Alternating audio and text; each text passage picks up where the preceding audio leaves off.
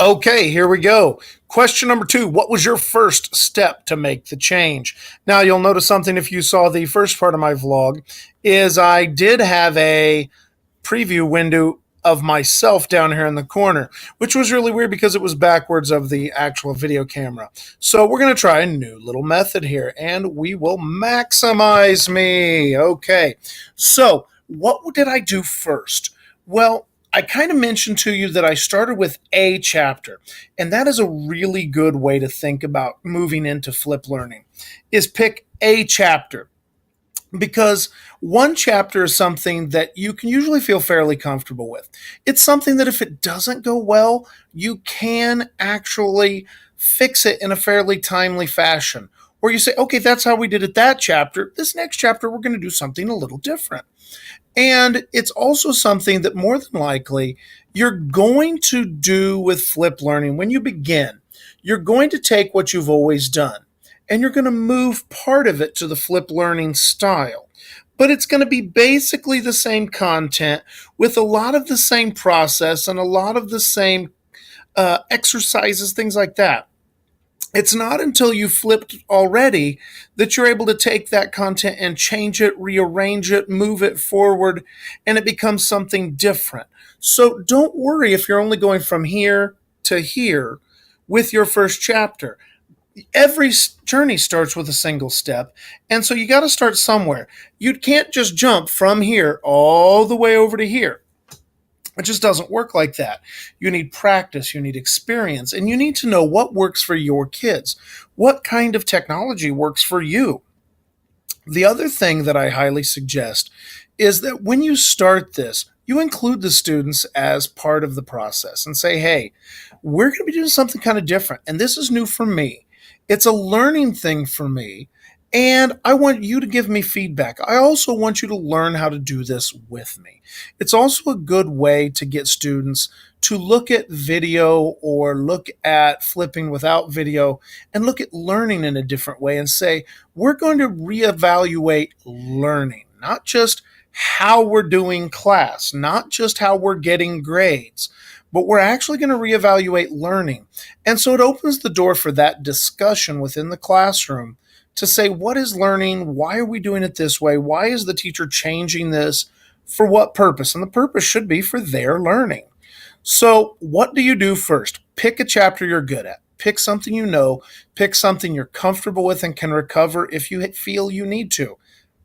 I don't think you're going to need to, but that way you feel more comfortable. Additionally, don't assume that whatever you choose to do in terms of technology or in terms of format is what you always have to do. Things will change. When I first started flipping, I moved the lecture from that group space to the individual space. But then I also tried to put the same exercises and the same stuff into the same thing, but in flip learning, and it fit okay. And it was what we call Flip 101. As I've gotten used to it, I've been able to streamline things. I've been able to improve things, change significantly what I do for homework or what I do in class. And you begin to look at things differently. But you can't begin to do that until you've begun to start. I mean, you can read great books by Crystal Kurtz. You can read great books by John Bergman. You can read books by anybody, me even. And you can learn what other people did, but until you do it yourself, it doesn't count because it's not your learning.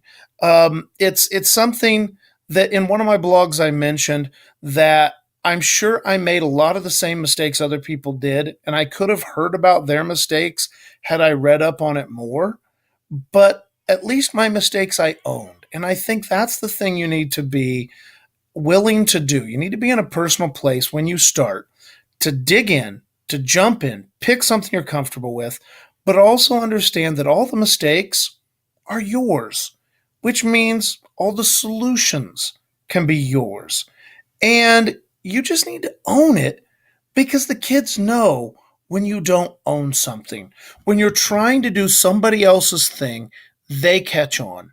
And they don't respect that near as much as even if you mess it up, the fact that their teacher owned it, their teacher is learning, their teacher messed it up, and here's how you recover from that. There's learning and education to be had in that. So, what is the first step?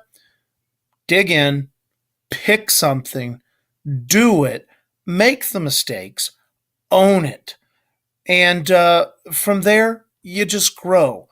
The thing is, the other thing I guess I would add is that when you start, make sure you let them know that there is no out on this. This is a journey you're going to see through, at least for a chapter or for a unit or for whatever time frame that you set, that you're going to see it through.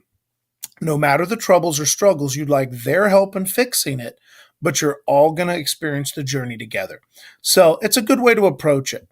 All right, that's my answer to number 2. I hope to talk to you guys in the blogs on Wednesday. So thank you very much.